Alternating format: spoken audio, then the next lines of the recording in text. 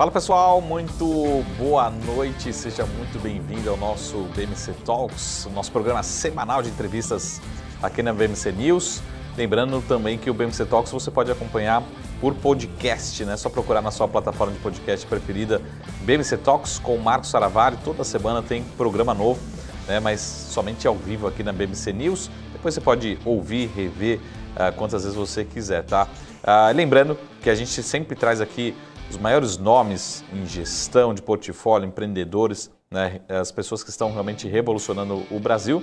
E hoje a gente está aqui com o Vitor, né? Vitor Bidetti. Vamos ver se ele já está aqui com a gente para a gente conhecer um pouco da história do Vitor e também da Integral Bray, para a gente falar um pouquinho sobre, acho que principalmente, né, Vitor? Eu sempre brinco que a gente fala muito sobre investimentos, né? Muito boa noite. Seja muito bem-vindo, Vitor. Boa noite. Obrigado pelo convite. É um prazer enorme estar com vocês. Obrigado a você pelo tempo, pela disponibilidade. E acho que o principal tema de hoje é que eu sempre falo que o brasileiro está aprendendo a investir cada vez melhor, mas uma coisa é certa, todo brasileiro gosta de investir em imóveis, né? Acho que tem alguém na família, um parente, né? Ou investe diretamente em imóveis. Eu acho que é um pouco do que a gente vai falar aqui, uma das oportunidades no segmento, enfim, outras formas de investir. Mas, Vitor, antes de falar um pouquinho sobre gestão, expectativas, fundos, né, alocação, a gente sempre gosta de conhecer um pouco do Vitor, né? Um pouquinho da sua história, como que chegou até aqui, um pouco, depois a gente fala um pouquinho da companhia, mas principalmente um pouquinho da história, como fazer essa carreira, também essa carreira como você sócio da companhia, não deixa de ser também um empreendedor, né? Então, mostrar um pouquinho dessa carreira, quais são os passos para chegar até aqui como talvez o principal executivo da Integral Bray, né? Perfeito. Não, bacana, ótimo, super legal. Eu comecei minha carreira, quer dizer, eu me formei em economia, né, pela Fundação Armando Álvares Penteado. Eu sempre tive uma aptidão muito grande com números, mercado financeiro, sempre me atraiu demais. E o meu primeiro emprego no mercado financeiro foi na época no Bank Boston, né, o Banco de Boston. Comecei a trabalhar no Boston como trainee, fiz uma carreira muito rápida e sempre gostei muito do que eu fazia. Comecei carreira no Boston na área de produtos, marketing do Retail Bank. Eu comecei cuidando de alguns produtos e no final eu cuidava de todos os produtos de pessoa física, do Personal Banking. E em 1999... eu com um colega de Boston, Fábio Nogueira, identificamos uma oportunidade de desenvolver essa veia empreendedora que eu sempre tive, né? Tanto que essa iniciativa empreendedora foi em 1999, eu tinha 30 e poucos anos, né? E eu deixei o Boston, eu e o Fábio saímos do Boston e montamos uma companhia da Brasília Mortgage em associação ali com um grupo Orinvest, que foi o nosso sócio investidor, porque a gente enxergou e vislumbrou exatamente um pouco isso que você estava dizendo, que o brasileiro tem essa característica genética de gostar em investir em produtos de base imobiliária, isso vem do sangue latino, né? E isso foi muito potencializado no Brasil por conta justamente da gente viver períodos consecutivos, aí, décadas de períodos inflacionários, né? Em alguns momentos hiperinflacionários. E o imóvel sempre foi uma maneira que o investidor brasileiro viu de se proteger contra a inflação. O imóvel, o investimento de base imobiliária é naturalmente um hedge natural aí contra a inflação. Então, a gente fundou a Brasília Mortgage em 99 e a gente começou a desenvolver ali de maneira pioneira e implementar, de fato, o SFI, né, que é o novo Sistema Financeiro Imobiliário, na época. Fizemos ali, ainda em 99, uma primeira transação de um fundo imobiliário que foi do Shopping Pátio de Higienópolis e começamos também a desenvolver de maneira pioneira a securitização imobiliária no Brasil, a primeira alienação fiduciária, que é um divisor de águas aí, e a partir daí o crédito imobiliário começou a crescer de maneira importante aqui no Brasil também. Então, esse é o início da minha trajetória. A Brasília foi o grande case aí mercado financeiro imobiliário. A gente foi pioneiro e líder aí, tanto em fundo imobiliário quanto em securitização. Foi um ciclo de 14 anos, a gente vendeu a companhia, o grupo, para o BTG Pan-Americano em 2012. Um ciclo de 14 anos, muito bem sucedido, a gente tinha 15 bi sob gestão à época. E depois de um tempo, em 2014, eu fundei a Integral Bray, me associei aos meus atuais sócios. A gente tem um grupo aqui com 4 companhias, também 15 bi sob gestão aproximadamente, em 4 verticais de negócios, né? Então, hoje a gente administra aí esses 15 bi que eu mencionei em 3 principais verticais de negócio. Os fundos imobiliários, né, que é a minha especialização, os fundos estruturado, FDICs, etc. A trajetória parecida dos meus sócios atuais, foram pioneiros também no desenvolvimento dessa indústria, e infraestrutura mais recentemente. Então, esse é um resumo aí da minha carreira, muito rapidamente. Muito bom. Vitor, só para entender um pouquinho aqui o que é mais representativo dentro da Integral Bray hoje como ativos, qual que é o tamanho, mais ou menos? Você falou, voltando aqui, 15 bi, quanto que é fundo imobiliário, a parte imobiliária representa 10, 5, qual que é o tamanho, a representatividade desse negócio? Olha, a Integral Bray, dentro do grupo Integral, é a vertical mais nova, né? Então, a gente tem hoje aproximadamente aí de fundos estruturados e já contratados algo entre 3 e 4 bi dos imobiliários, né? Uma série de iniciativas inovadoras aí que seria legal a gente comentar também. Com certeza. Vamos falar rapidinho, já daqui a pouquinho a gente fala sobre isso, mas só para voltar um pouquinho da história, né? Como você fala, eu sempre faço uma provocação, mas quando você fala assim, pô, lá em 99, né? Você decide ser, eu não lembro exatamente o momento, mas lembra que a gente teve aquela max desvalorização. Eu sempre tento olhar assim, pô, acho que todo empreendedor tem seus desafios, mas às vezes tem um macro que às vezes ajuda e às vezes atrapalha e muito, né? Mas como é que você lidou naquela época só para a gente lembrar ali? Porque imagina, você acabou de tomar a decisão de sair um grande banco, um lugar seguro, vou abrir a minha companhia e vem realmente um momento inédito, talvez para a história do Brasil, que acho que para quem não estava lá presente, acompanhou, ficou registrado na história. Né, e vai ficar por muito tempo, né? Mas como é que, para o lado empreendedor, como é que são esses aprendizados? Depois, acho que a gente passa por 2008, por 2020, tudo mais fácil, né? Quando a gente passa por essas crises. Pois é, não, mas ser empreendedor no Brasil é um desafio permanente, né, Marco? Então, a gente sabia que ia se deparar, como se deparou por diversas vezes ali, com crises de várias naturezas, né? Mas a gente tinha muita convicção no nosso plano de negócio, a gente tinha muita convicção de que, de fato, o mercado financeiro imobiliário era latente a demanda por um desenvolvimento, por novos produtos, por uma modernização, né? A certeza de que o brasileiro... Só para você ter uma ideia, uma das coisas que, dentro da nossa pesquisa lá no plano de negócios, a gente olhando para os investimentos como um todo no Brasil, mais de 50% dos investimentos de pessoa física estavam investidos em imóveis não de uso, ou seja, aquele imóvel que a pessoa não mora e que ela tem como investimento de fato. Então, a salinha comercial, o imóvel de um dormitório, à época tinha muitos flats, né? Então, era latente, muito claro, que trazer o investimento imobiliário que estava na mão ali só do mercado imobiliário, sem regulação, sem governança, sem transparência, com baixíssima liquidez para o mercado de capitais, com governança, transparência, liquidez, seria um caminho natural, mas que alguém precisava desbravar. E para isso precisaria ter aí essa veia empreendedora e muita persistência. Foi o que a gente fez. O primeiro, que foi em Higienópolis, ainda em 99. Você imagina, na época, a taxa de juros básica, se não me engano, era algo como 20% ao ano, né? A gente está vendo aí hoje menos da metade, ou algo como metade disso, e o investimento de base imobiliária, a gente sabe, o investimento de base imobiliária, a gente sabe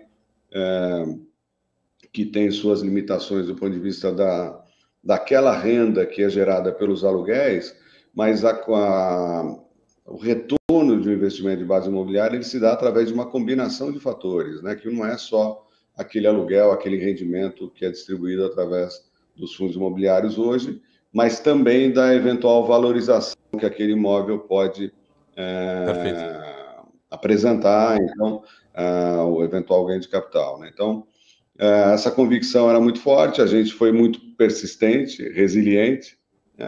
Atravessamos várias crises, né, ao longo desse ciclo aí, como você pode imaginar, de 1999 até 2012 na venda da companhia, e a gente conseguiu aí com muita consistência e muita qualidade no que a gente fazia, passar por todas elas, e hoje a realidade da indústria de fundos imobiliários, ela está dada, né? Hoje é uma indústria de 200 bilhões, 1,5 milhão de investidores, 70% deles são investidores pessoa física.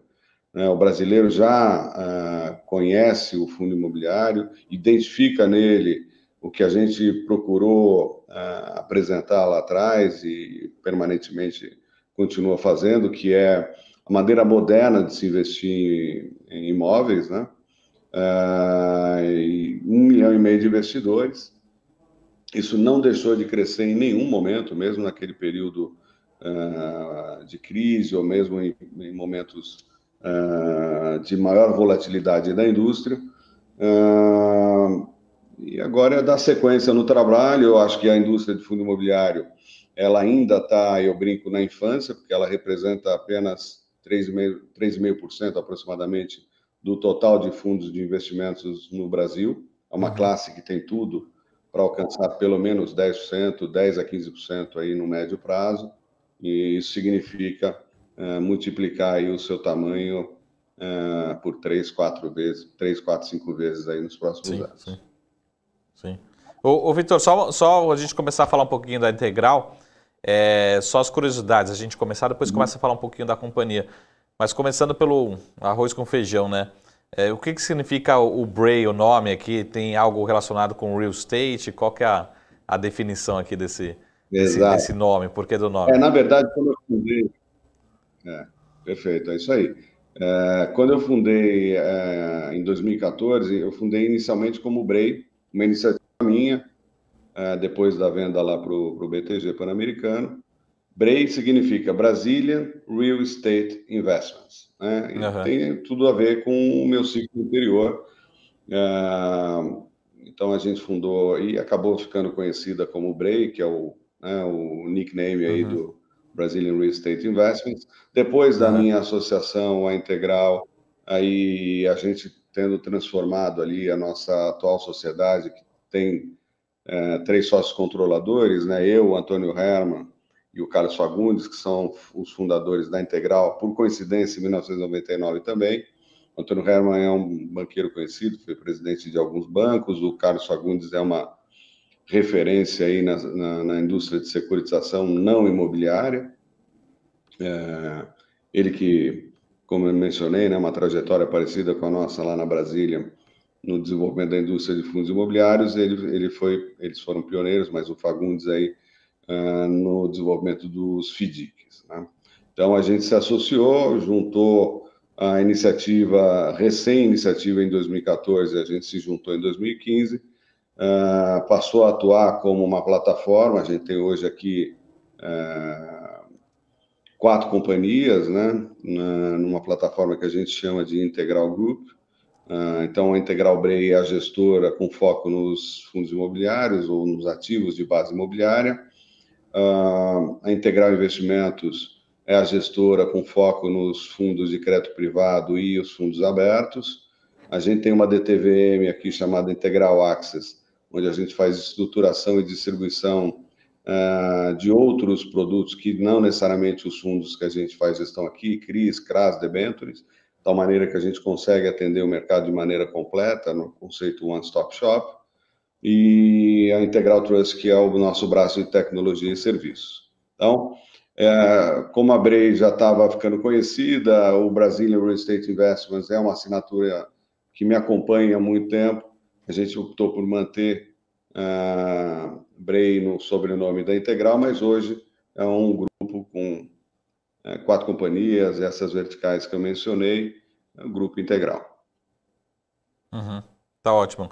Você tinha falado anteriormente que teria alguma novidade, enfim, falar, mas se você quiser ficar à vontade também para falar sobre o futuro da companhia, depois a gente começa a falar um pouquinho, conhecer um pouquinho mais dos produtos da Brei especificamente. Mas fique à vontade até para breaking news aqui, trazer os próximos passos da companhia, né? Legal, Marco. Olha, tem uma novidade aí que eu considero uma nova fronteira aí, a gente que foi pioneiro e desenvolveu, vamos dizer, os divisores de água da indústria, né? O Higienópolis foi o primeiro, a indústria inicialmente era monoativo, as pessoas que queriam saber onde elas investiam, passou por uma nova fase importante, um divisor de águas ali por volta de 2008, quando a gente montou uma estratégia temática de um grande fundo de escritórios com gestão ativa, conhecido como BC Fund, né? A gente captou recursos de investidores internacionais para investir em 3 anos num grande fundo de escritórios com gestão ativa nossa. Então, a gente comprava, vendia, retrofitava, fazia gestão de locações e com uma previsão de desinvestimento de saída nos 2 anos seguintes ao período de investimentos, levando o fundo já investido com propriedade, gerando renda, etc., para as pessoas físicas. E hoje ele é um grande fundo de renda, multiativo, temático, né? Então, esse foi um outro divisor de águas da indústria. A partir daí, a indústria se desenvolveu muito nesse caminho de fundos multiativos, temáticos, na grande maioria dos casos, escritórios, shopping center, logística, etc., e assim por diante. E o fundo que a gente tem aí, que é a novidade que eu te mencionei, que está saindo do forno aqui, eu considero uma nova fronteira na indústria, que é um fundo para desenvolver uma Smart City lá em Brasília, mas vai ser o primeiro fundo ASG do mercado, fundo imobiliário ASG do mercado, um distrito de inovação completo, né? Então, essa nova fronteira que agora virou moda, né, que é o ASG, a gente também vem de maneira pioneira trabalhando aqui na companhia desde 2017, Marco. A gente passou a ser signatário de PRI, CDP, Pacto Global, que são os principais organismos aí das práticas ASG, em 2017. Então, a partir daí, a gente mudou toda a nossa governança, assumiu compromissos ASG, né, ambiental, social e governança, mudamos o nosso modelo de processo de gestão de risco. Então, a gente fez a lição de casa muito antes desse assunto virar moda e ganhar aí essa velocidade que a gente está vendo a partir da pandemia. Ainda também, muito antes do início da pandemia, a gente tomou contato com esse projeto do Biotic, é assim que se chama essa Smart City. E o que é o Biotic? É um terreno de 1 milhão de metros quadrados na ponta da Asa Norte em Brasília, ou seja, é plano piloto, é uma área super nobre, né? Da Terracap. Terracap é a grande proprietária de terrenos em Brasília. Eles destacaram esse terreno numa subsidiária integral deles, chamada Biotic, com o objetivo de, a princípio, desenvolver um parque tecnológico. Contrataram, na época, a Ernst Young para desenvolver um plano de negócios. A Ernst Young já indicou para eles, na época, o mercado de capitais como sendo um caminho para a captação de recursos, para o desenvolvimento do projeto. Posteriormente, eles contrataram o Carlo Ratti, que é o o arquiteto italiano, é o papa das Smart Cities no mundo, para desenvolver o master plan do Biotic, e um projeto super bem concebido, fantástico, um distrito de inovação completo, com universidades, empresas de tecnologia, empresas âncoras nessas big techs, residencial, escritórios, tudo voltado para a locação. E logo que eu tomei contato com esse projeto, eu identifiquei ali de imediato, né, uma nova fronteira, um grande fundo imobiliário ESG, autodiversificado, na medida que você tem todos os segmentos de produto representados numa cidade, né, num distrito, e a gente foi contratado através de uma RFP, né, porque a CAP é uma empresa pública, e montamos um grande grupo de trabalho. A gente trouxe para o nosso grupo ali 6 empresas líderes de mercado com esse foco aí, com esse plano de desenvolver um fundo imobiliário ESG. Isso já aconteceu, a gente trabalhou durante 12 meses aí com 60 pessoas se reunindo semanalmente aí para o desenvolvimento do projeto com essa característica. O fundo foi constituído agora, a TerraCap integralizou o terreno com uma avaliação de 1 bi, as fases todas têm um investimento previsto de 6 bi, e isso vai acontecer em fases, naturalmente, é um projeto muito grande. Essa primeira etapa, 1 bi e 200 de investimentos, a gente está saindo com o roadshow do fundo agora, na minha opinião, aí uma nova fronteira, e o ESG chegou para ficar, a gente sabe muito bem disso, né? O PRI, por exemplo, que é o maior organismo dos investimentos sustentáveis no mundo, está alcançando 4 mil signatários. Esses 4 mil signatários têm mais de 120 trilhões de dólares sob gestão. Muito bom. Falando um pouquinho, só rapidinho, eu não sei o quanto de detalhes você pode passar em relação a esse fundo, mas qual que é a expectativa em relação a risco? Por exemplo, o fundo já entra desde já no projeto, na construção, porque também pode ser que a receita, né, olhando para a renda, enfim, toda a característica de um ativo imobiliário, pode ser que ele aconteça no longo prazo. Enfim, se você puder passar, lógico que são informações aqui, o que a gente pode falar em relação nesse momento? Então, como é um fundo de desenvolvimento, nessa primeira etapa, assim como a gente fez no BC Fund, que eu mencionei, a gente, na fase inicial de desenvolvimento, vai acessar grandes investidores profissionais, né? Desenvolvidas as fases, a gente abre capital do fundo para a pessoa física que busca renda. Então, nessa fase inicial, a gente está falando com fundos soberanos, grandes fundos de pensão, os grandes family offices. A ideia é fechar um club deal aí com grandes investidores. Se desenvolve a fase completa, performada, gerando renda, a gente abre capital do fundo para a pessoa física e dá saída para os investidores iniciais que assim quiserem. Tá ótimo. Bom, muito bom. Foi bem essa estratégia que a gente desenvolveu no BC Fund. Muito bom. E só para falar, não sei se o quanto que o mercado conhece, entende, porque quando a gente fala muito de equity, de certa forma o mercado, na minha opinião, acho que está entendendo, começando a compreender a questão do ASG na sua avaliação.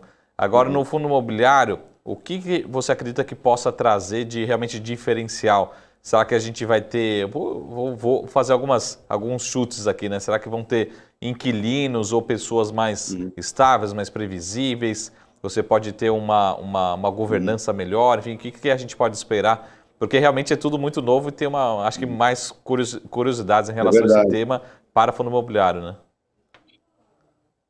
Claro. Olha, a gente estudou muito o assunto, né, desde 2017, como eu disse, Marco. Então, além do Biotica, a gente tem mais algumas iniciativas aqui na companhia. Vou dar um outro exemplo que eu acho que exemplifica bem aí uma pergunta que sempre vem, né? Mas o ASG, além de ser uma agenda positiva, naturalmente, né, melhora a performance do investimento, não melhora? Como é que isso se aplica no caso dos fundos imobiliários, né? Então, um dos fundos que a gente está lançando aí também é um fundo de boutique office, prédios de escritórios no conceito mais de boutique, usando aquela tecnologia CLT, Cross Laminated Timber, que é uma tecnologia que já está super difundida, avançada, e é o futuro da construção no mundo. Já está muito avançada lá na América do Norte. Então, a Heinz, por exemplo, que é uma das maiores incorporadoras do mundo e que tem uma presença já há mais de 20 anos aqui no Brasil, eles têm uma linha de produtos. A Heinz ela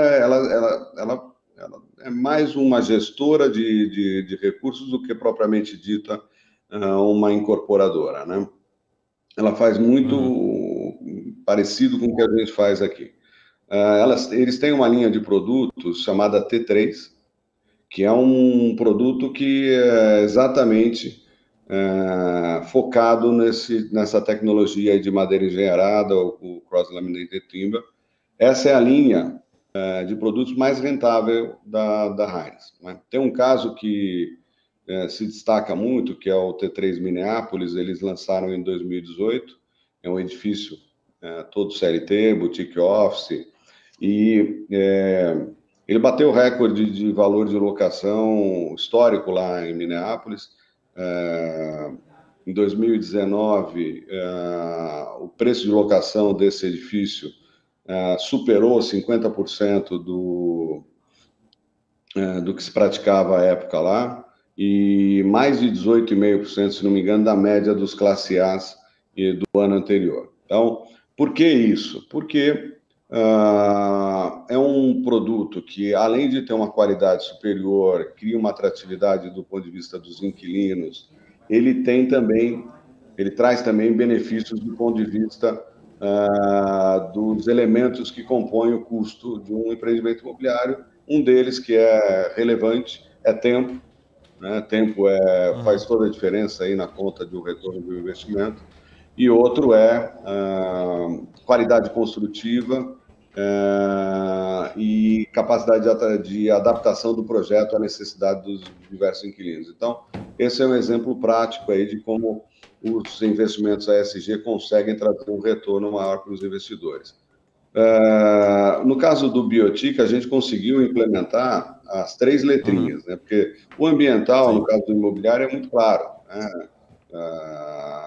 Certificações já são usadas aqui no Brasil, LEED, Aqua, etc., há muitos anos. Isso está mais do que disseminado. É muito clara a utilização do ambiental no mercado imobiliário. A governança, na medida em que a gente traz o empreendimento para dentro do mercado de capitais, com a gestão de um gestor especializado como a gente, que responde perante o mercado CVM, e toda a governança que esse ambiente de mercado de capitais tem, o que a gente, obviamente, trouxe para dentro da política de investimentos e regulamento do fundo, ou a governança, naturalmente, a gente consegue implementar também. E no caso do S, que é a letrinha mais difícil aí do ESG de se implementar em termos gerais, né, falando, em estratégias mais abrangentes e completas, como é o caso aí do Biotic, né, um distrito, uma cidade. Quando a TerraCap criou o Biotic, foi através de uma lei orgânica. Ela é uma empresa pública, assumiram ali, na época, para o desenvolvimento do parque tecnológico, uma série de compromissos sociais, né, com diversidade, enfim. A gente trouxe isso tudo para dentro do fundo e ampliou ainda os compromissos sociais. E hoje a gente já tem, desde o início, o que seria uma espécie de selo de que aquela emissão é uma emissão ESG, através de empresas independentes que só fazem isso, né? No Brasil, você tem 2 empresas líderes de mercado aqui, brasileiras, uma delas é a Cital e a outra é a Resultante. No caso do Biotic, a gente já tem o SPO, que é o relatório que assegura de que aquela emissão é uma emissão ESG, e essa mesma companhia vai fazer o monitoramento da aderência aí dos compromissos assumidos no início, ao longo dos anos. Pô, muito bom. Queria aproveitar também aqui já mandar um abraço para minha amiga Maria Eugênia, lá, uma das sócias responsáveis lá pela Resultante. Que tá Resultante. Grande amiga, grande parceira. Ô Vitor, só para terminar, fazer uma última pergunta aqui. Se você puder falar rapidamente também sobre agora os fundos já abertos para a gente conhecer, para quem não conhece, né, os fundos da Bray, acho que são abertos, conhecidos. E também falar um pouquinho de expectativa. Acho que a pergunta que você deve ter recebido muito ontem, esses dias, E agora, com juros mais altos, enfim, quais são as expectativas para esse ano de 2022 para o segmento? Uhum. Não, legal, ótima oportunidade aí, Marco. Bom, os fundos listados que a gente tem em bolsa aqui, na Integral Bray, são duas classes, né, muito conhecidas e que são, na minha opinião, classes ótimas aí para o investidor pessoa física. Um deles é um FOF, que tem o código IBFF11, tá, listado em bolsa. E o outro é um fundo de CRIs, né, de CRI, um fundo de recebíveis, que é a classe que tem crescido mais aí dentro da indústria de fundos imobiliários, né? O nosso fundo de CRIs, ele tem código IBCR11, aliás, ele vem se destacando muito aí em termos de performance. Os fundos de CRIs, fundos de recebíveis, eles foram a classe que mais cresceu aí nos últimos 2 anos no IFIX, né? Eles, acho que 2 anos atrás, representavam aproximadamente 20% do IFIX, hoje representam 40%. É uma classe que consegue pagar um dividendo com maior previsibilidade e constância, que é uma característica muito forte da indústria, do investidor de fundos imobiliários, né? Por isso os fundos de recebíveis têm crescido tanto.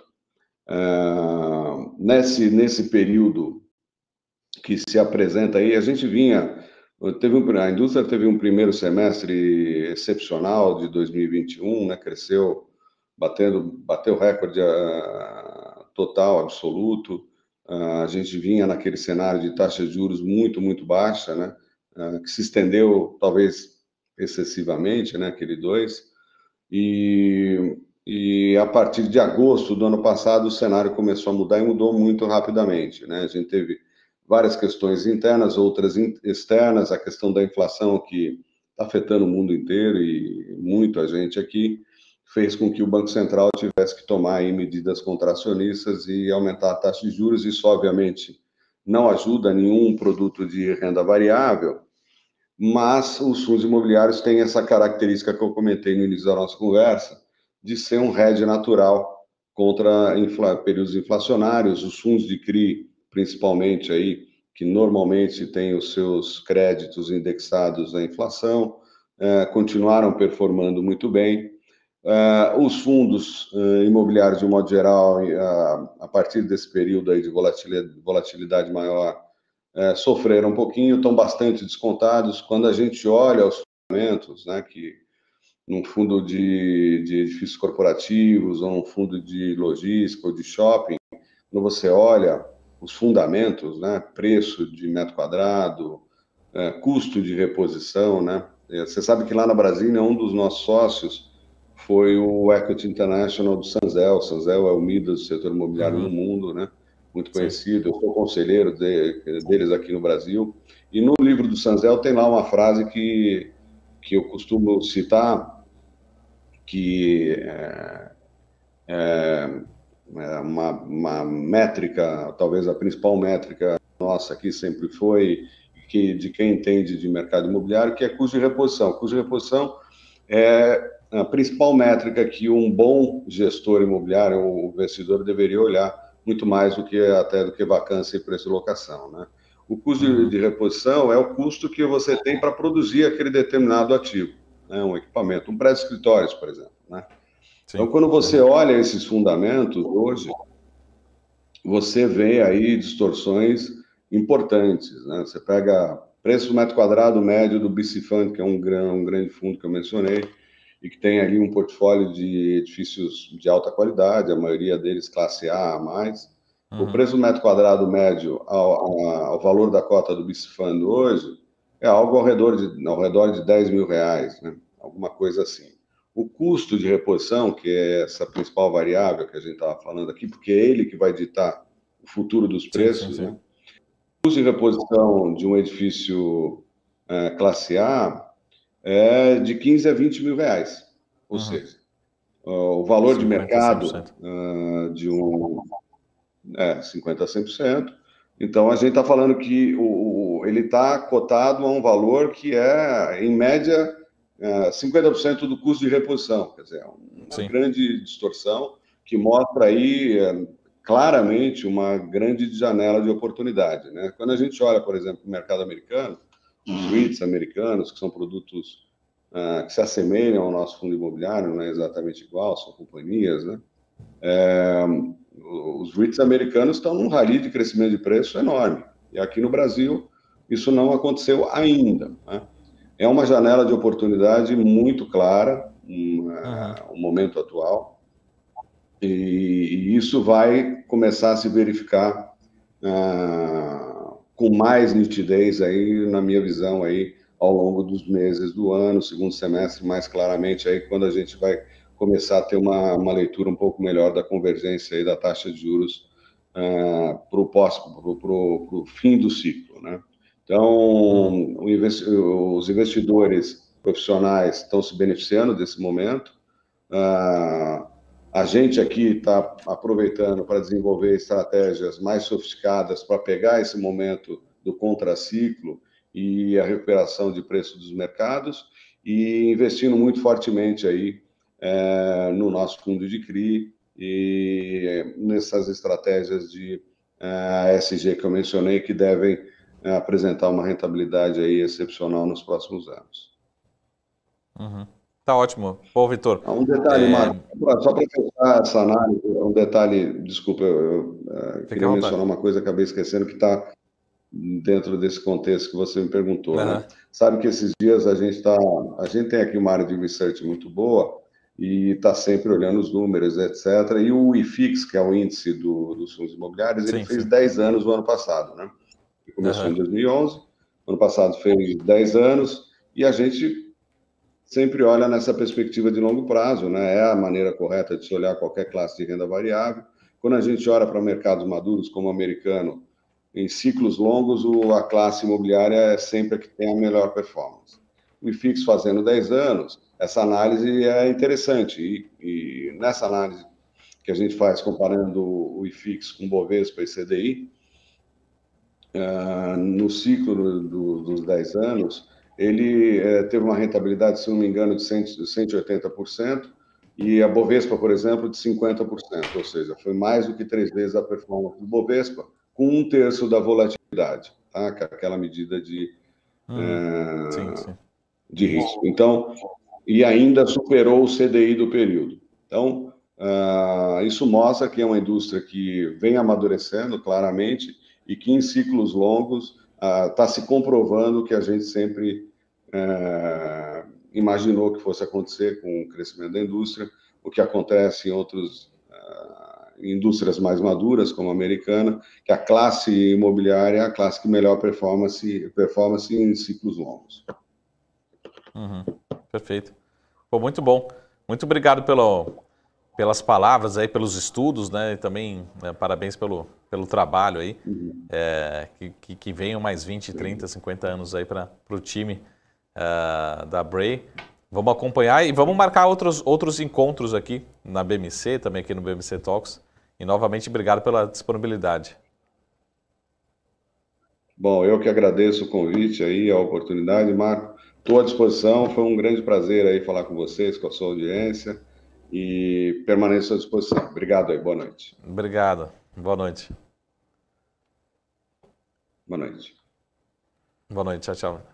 É isso aí, pessoal. A gente esteve aqui com o Vitor Bidetti, que ele é um dos sócios fundadores, CEO, o principal executivo da Integral Bray. Tá?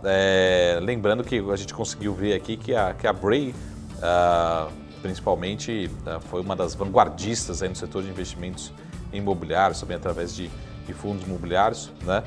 E qualquer dúvida também entre no site diretamente deles, né? Integral Bray, né? O Bray é normal, brey.com.br. Tem todas as informações por lá, tá certo, pessoal? E também reforço, né? Você pode acompanhar sempre o seu BMC Talks todas as semanas na sua plataforma de podcast, né? Escutem, repassem, né? Quantas vezes você quiser lá, por lá também. É só procurar BMC Talks com Marcos Saravalli. Toda semana tem programa novo, tá certo? Tenha uma ótima noite. Continue aqui na nossa programação Daqui a pouquinho está chegando a Hanna com BMC Business. Beleza, pessoal? A gente se vê aqui no nosso Talks na semana que vem. Uma ótima noite. Até mais. Tchau.